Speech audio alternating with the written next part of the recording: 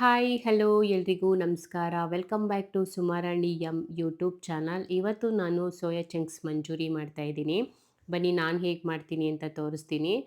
ಒಂದು medium bowl ಆಗುವಷ್ಟು soya ಚಂಕ್ಸ್ನ ತೊಗೊಂಡಿದ್ದೀನಿ.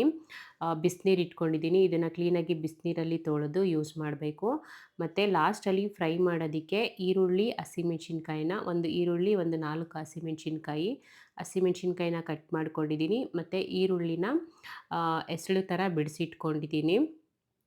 ನೀರು ಚೆನ್ನಾಗಿ ಬಿಸಿ ಆದಮೇಲೆ ಸ್ಟವ್ ಆಫ್ ಮಾಡಿಕೊಂಡು ಸೋಯಾ ಚಂಕ್ಸ್ನ ಬಿಸಿನೀರೊಳಗಡೆ ಹಾಕ್ಕೊಬೇಕು. ಒಂದು 2-3 ನಿಮಿಷ ಆದಮೇಲೆ ತೆಗೆದ್ಬಿಡಬೇಕು. ತುಂಬ ಹೊತ್ತು ಬಿಸಿನೀರಲ್ಲಿ ಬಿಟ್ಟರೆ ಮೆತ್ಕಾಗ್ಬಿಡುತ್ತೆ, ಇಲ್ಲಾಂದರೆ ಕಲಸೋದಂಗೆ ಆಗಿಬಿಡುತ್ತೆ. ಮತ್ತು ಒಂದು ಬಟ್ಲಿಗೆ ತಣ್ಣೀರು ಹಾಕ್ಕೊಂಡಿದ್ದೀನಿ. ಅದಕ್ಕೆ ಸೋಯಾ ಚಂಕ್ಸ್ನ ಹಾಕ್ಕೊಂಡು ಸ್ವಲ್ಪ ಲೈಟಾಗಿ ತೊಳೆದು ಚೆನ್ನಾಗಿ ನೀರಿಂಡಿ ಒಂದು ಪ್ಲೇಟಿಗೆ ಹಾಕಿಟ್ಕೊಬೇಕು. ಕ್ಲೀನ್ ಮಾಡಿ ಇಟ್ಕೊಂಡಿರೋ ಸೋಯಾ ಚಂಕ್ಸ್ನ ಒಂದು ಬಟ್ಲಿಗೆ ಹಾಕ್ಕೊಂಡು ಮ್ಯಾರಿನೇಟ್ ಮಾಡೋದಕ್ಕೆ ಒಂದು 2 ಟೇಬಲ್ ಸ್ಪೂನಷ್ಟು ಕಾರ್ನ್‌ಫ್ಲೋರ್‌ನ ಹಾಕ್ಕೊತಾ ಇದ್ದೀನಿ. 1 ಟೇಬಲ್ ಸ್ಪೂನಷ್ಟು ಮೈದಾ ಆಪ್ಷನಲ್ಲು. 2 ಟೇಬಲ್ ಸ್ಪೂನಷ್ಟು ಕಾರ್ನ್‌ಫ್ಲೋರು, 1 ಟೇಬಲ್ ಸ್ಪೂನಷ್ಟು ಮೈದಾ ಹಾಕ್ಕೊಂಡಿದ್ದೀನಿ.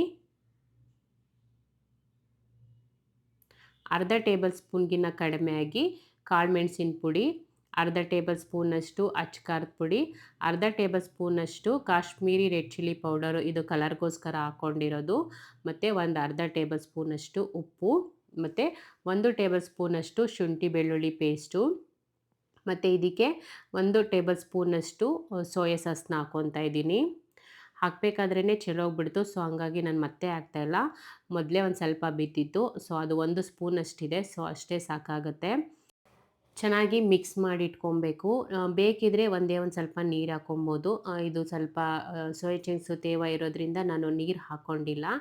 ಡ್ರೈ ಅನಿಸಿದ್ರೆ ಒಂದು ಸ್ವಲ್ಪ ನೀರು ಹಾಕ್ಕೊಂಡು ಮತ್ತೆ ಚೆನ್ನಾಗಿ ಮಿಕ್ಸ್ ಮಾಡಿ ಪ್ಲೇಟ್ ಮುಚ್ಚಿ ಒಂದು ಹಾಫ್ ಆನ್ ಅವರ್ ಇಡ್ತೀನಿ ಮ್ಯಾರಿನೇಟ್ ಆಗೋದಕ್ಕೆ. Tomato sauce, chilli sauce, soya sauce ಹಾಗೆ ವೆನಿಗರ್ನ ತೊಗೊಂಡಿದ್ದೀನಿ.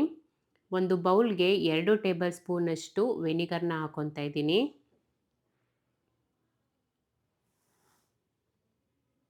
1 ಟೇಬಲ್ ಸ್ಪೂನಷ್ಟು ಸೋಯಾ ಸಾಸ್ನ ಹಾಕ್ಕೊತಾ ಇದ್ದೀನಿ. 2 ಟೇಬಲ್ ಸ್ಪೂನಷ್ಟು ಚಿಲ್ಲಿ ಸಾಸ್, 2 ಟೇಬಲ್ ಸ್ಪೂನಷ್ಟು ಟೊಮೆಟೊ ಸಾಸ್ನ ಹಾಕ್ಕೊತಾ ಇದ್ದೀನಿ. ಚೆನ್ನಾಗಿ ಮಿಕ್ಸ್ ಮಾಡ್ಕೊಬೇಕು. ನಾನು ಸೋಯಾ ಚಂಕ್ಸ್ನ ಸ್ವಲ್ಪ ತೊಗೊಂಡಿದ್ದೀನಲ್ವ, ಹಾಗಾಗಿ ಸ್ವಲ್ಪ ಹಾಕ್ಕೊಂಡು ಮಿಕ್ಸ್ ಮಾಡ್ಕೊತಾ ಇದ್ದೀನಿ. ಚೆನ್ನಾಗಿ ಮಿಕ್ಸ್ ಮಾಡ್ಕೊಂಡಾದ್ಮೇಲೆ ಮತ್ತೆ ಒಂದು ಬೌಲ್ ತೊಗೊಂಡು ಒಂದು ದೊಡ್ಡ ಟೇಬಲ್ ಸ್ಪೂನಷ್ಟು ಕಾರ್ನ್‌ಫ್ಲೋರ್‌ನ ಹಾಕ್ಕೊತಾ ಇದ್ದೀನಿ. ಇದಕ್ಕೆ ಒಂದೇ ಒಂದು ಸ್ವಲ್ಪ ನೀರು ಹಾಕ್ಕೊಂಡು ತುಂಬ ತೆಳ್ಳಗೂ ಇರಬಾರ್ದು, ತುಂಬ ಗಟ್ಟಿನೂ ಇರಬಾರ್ದು, ಮೀಡಿಯಮಾಗಿ ಚೆನ್ನಾಗಿ ಮಿಕ್ಸ್ ಮಾಡಿಕೊಂಡು ಎರಡನ್ನೂ ಸಪ್ರೇಟಾಗಿ ತೆಗೆದಿಟ್ಕೊಂಡಿದ್ದೀನಿ. ಇದು ಲಾಸ್ಟಲ್ಲಿ ಯೂಸ್ ಮಾಡೋಕ್ಕೆ. ಸೋಯಾ ಚಂಕ್ಸು ಚೆನ್ನಾಗಿ ಮ್ಯಾರಿನೇಟ್ ಆಗಿದೆ.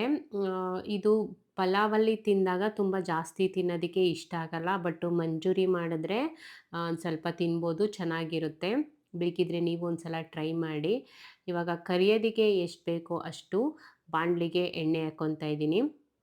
ಮ್ಯಾರಿನೇಟ್ ಮಾಡಿರೋ ಸೋಯಾ ಚಂಕ್ಸ್ನ ಒಂದು ಸಲ ಚೆನ್ನಾಗಿ ಮಿಕ್ಸ್ ಮಾಡಿ ಇಟ್ಕೊಂಡು, ಎಣ್ಣೆ ಇವಾಗ ಚೆನ್ನಾಗಿ ಬಿಸಿಯಾಗಿದೆ. ಸೋಯಾ ಚಂಕ್ಸ್ನ ಒಂದೊಂದೇ ಹಾಕ್ಕೊಬೇಕು. ಸೋಯಾ ಚಂಕ್ಸ್ನ ಬೇಗ ಕರೆದಿಟ್ಕೊಬೋದು. ಚಿಕನ್ ಆದರೆ ಸ್ವಲ್ಪ ಟೈಮ್ ತಗೊಳುತ್ತೆ ಬೇಯೋದಕ್ಕೆ. ಇದನ್ನು ಹಾಕ್ಬಿಟ್ಟು ಚೆನ್ನಾಗಿ ತಿರುಗಿಸ್ಕೊಂಡು ತೆಗೆದ್ಬಿಟ್ರೆ ಸಾಕು, ಬೆಂದಿರುತ್ತೆ. ಕಲರು ಬ್ಲ್ಯಾಕ್ ಆಗೋದಕ್ಕಿಂತ ಮುಂಚೆ ನೋಡಿಕೊಂಡು ಚೆನ್ನಾಗಿ ಎಣ್ಣೆ ಸೋರಿಸಿ ಒಂದು ಪ್ಲೇಟ್ಗೆ ಹಾಕಿಟ್ಕೊಬೇಕು.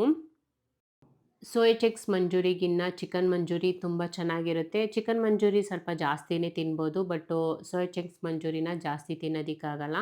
ಒಂದು ಚಿಕ್ಕ ಬೌಲಲ್ಲಿ 1 ಬೌಲಷ್ಟು ತಿನ್ಬೋದು. ಅದಾದಮೇಲೆ ತಿನ್ನೋದಕ್ಕೆ ಇಷ್ಟ ಆಗಲ್ಲ. ಮನೇಲಿ ಏನಾದರೂ ತುಂಬ ಕ್ರೇವಿಂಗ್ಸ್ ಏನಾದರೂ ತಿನ್ನಬೇಕು ಅನಿಸ್ದಾಗ ಈ ಥರ ಸೋಯಾ ಚಂಕ್ಸ್ ಮಂಚೂರಿ ಮಾಡಿಕೊಂಡ್ರೆ ಚೆನ್ನಾಗಿರುತ್ತೆ ತಿನ್ನೋದಕ್ಕೆ.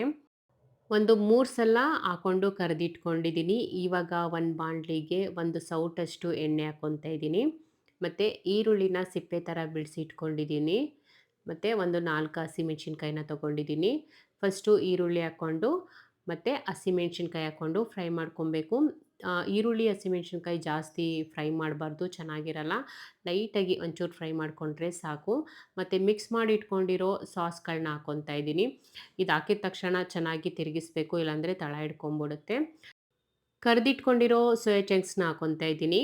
ಇದನ್ನ ಹಾಕ್ಕೊಂಡು ಚೆನ್ನಾಗಿ ಮಿಕ್ಸ್ ಮಾಡ್ಕೊಬೇಕು. ಚೆನ್ನಾಗಿ ಮಿಕ್ಸ್ ಮಾಡಾದಮೇಲೆ ಕಾರ್ನ್‌ಫ್ಲೋರ್‌ನ 1 ಟೇಬಲ್ ಸ್ಪೂನಷ್ಟು ಕಾರ್ನ್‌ಫ್ಲೋರ್‌ನ ಮಿಕ್ಸ್ ಮಾಡ್ಕೊಂಡಿದ್ನಲ್ವ, ಅದನ್ನು ಹಾಕ್ಕೊತಾ ಇದ್ದೀನಿ. ಒಂದೇ ಒಂದು ಚೂರು ನೀರು ಹಾಕ್ಕೊಂಡು ಮತ್ತು ಚೆನ್ನಾಗಿ ಮಿಕ್ಸ್ ಮಾಡಬೇಕು. ಬೇಗ ಮಿಕ್ಸ್ ಮಾಡ್ಕೊಬೇಕು, ಇಲ್ಲಾಂದರೆ ಸೀದೋಗ್ಬಿಡುತ್ತೆ. ಚೆನ್ನಾಗಿ ಮಿಕ್ಸ್ ಮಾಡ್ಕೊಂಡಾದ್ಮೇಲೆ ಸ್ಟವ್ ಆಫ್ ಮಾಡಿಕೊಂಡು ಕೊತ್ತಂಬರಿ ಸೊಪ್ಪು ಹಾಕ್ಕೊಂಡು ಮತ್ತೆ ಚೆನ್ನಾಗಿ ಮಿಕ್ಸ್ ಮಾಡಿಕೊಂಡ್ರೆ ಸೋಯಾ ಚಂಕ್ಸ್ ಮಂಚೂರಿ ರೆಡಿ ಆಗುತ್ತೆ. ಮತ್ತು ಸೋಯಾ ಸಾಸ್ನ ನೋಡಿಕೊಂಡು ಸ್ವಲ್ಪ ಹಾಕ್ಕೊಬೇಕು. ಇಲ್ಲಾಂದರೆ ಕಲರು ನೋಡೋದಕ್ಕೆ ಕಪ್ಪಾಗಿ ಕಾಣಿಸುತ್ತೆ. ಟೇಸ್ಟು ಚೆನ್ನಾಗೇ ಇರುತ್ತೆ, ಬಟ್ ನೋಡೋದಕ್ಕೆ ಮಾತ್ರ ಸ್ವಲ್ಪ ಕಪ್ಪಾಗಿ ಕಾಣಿಸುತ್ತೆ ಅಷ್ಟೇ. ಮತ್ತು ಸಾರಿ, ಲಾಸ್ಟಲ್ಲಿ ನಾನು ಫ್ರೈ ಮಾಡಬೇಕಾದ್ರೆ ಕ್ಯಾಮ್ರಾ ಚೆಕ್ ಮಾಡ್ಕೊಂಡಿಲ್ಲ. ಕರಿಬೇಕಾದ್ರೆ ಫಾಗ್ ಎಲ್ಲ ಹೋಗ್ಬಿಟ್ಟು ಕ್ಯಾಮ್ರಾದ ಮೇಲೆ ಕುತ್ಕೊಂಡು ಸ್ವಲ್ಪ ಕ್ಲಾರಿಟಿ ಕಡಿಮೆ ಆಗಿಬಿಟ್ಟಿದೆ. ಮಂಚೂರಿ ಚೆನ್ನಾಗಾಗಿತ್ತು. ನೀವು ಒಂದ್ಸಲ ಟ್ರೈ ಮಾಡಿ. ಮತ್ತೆ ನಾನು ನೆಕ್ಸ್ಟ್ ವಿಡಿಯೋದಲ್ಲಿ ಸಿಗ್ತೀನಿ. ಅಲ್ಲಿವರೆಗೂ ಟೇಕ್ ಕೇರ್. ಬಾಯ್.